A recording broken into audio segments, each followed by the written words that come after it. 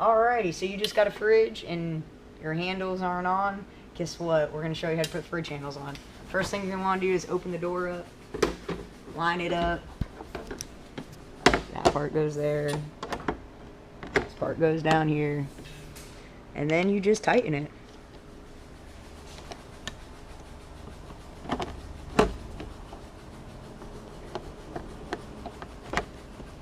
Of course, it's easier when the fridge isn't moving.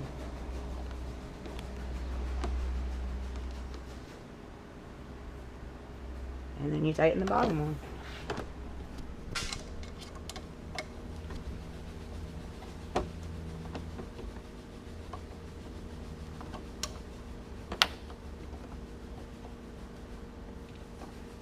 Simple as that. Bam! Just put a fridge handle on.